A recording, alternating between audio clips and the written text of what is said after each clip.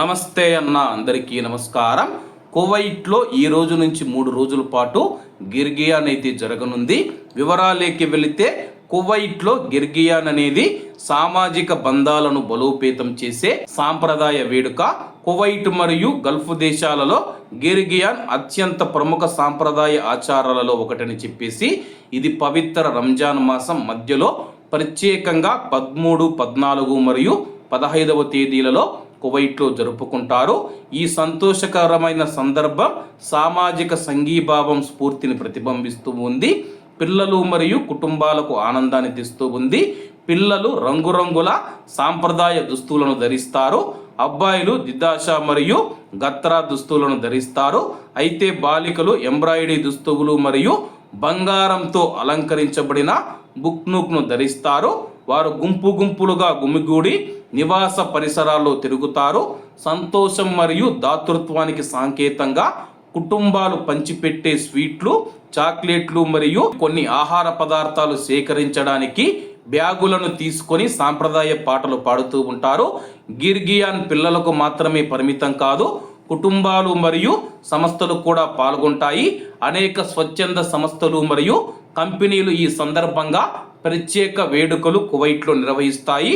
వాటిలో బహుమతులు పంపిణీ చేయడం, పోటీలు నిర్వహించడం మరియు సాంప్రదాయ ప్రదర్శనలు ప్రదర్శిస్తాయని చెప్పేసి, అలాగే కువైట్లోని టెలివిజన్ ఛానళ్ళు కూడా ప్రత్యేక కార్యక్రమాలు చేపడతాయని చెప్పేసి సాంప్రదాయ పాటలను ప్రసారం చేస్తాయి.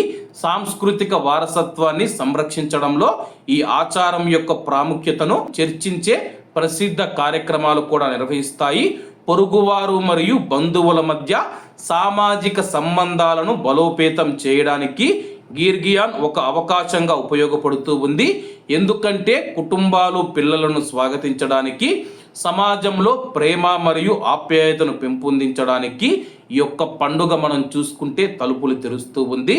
ఇది దాతృత్వం, ఇవ్వడం మరియు మతపరమైన ఆనందం యొక్క ఇస్లామిక్ విలువలను కూడా ప్రతిబింబిస్తూ ఉంది.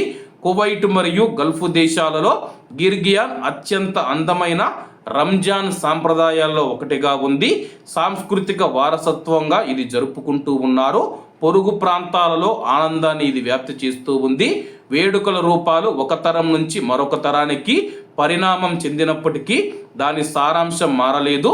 పిల్లల హృదయాలలో ఆనందాన్ని తెస్తూ ఉందని చెప్పేసి ప్రస్తుతం ఈ రోజు నుంచి 13, 14, 15వ తేదీలలో కువైట్లో ఉన్న పిల్లలు ఎవరైతే ఉన్నారో రోడ్ల మీదకి వచ్చి ప్రతి ఇంటికి వెళ్ళి మనం చూసుకుంటే స్వీట్లు కానీ చాక్లెట్లు కానీ పంచుతూ ఉంటారు. ఒకవేళ మీరు కూడా కువైట్లో ఇటువంటి పండుగను మీరు చూసి ఉంటే తప్పకుండా కామెంట్ రూపంలో తెలియజేయండి.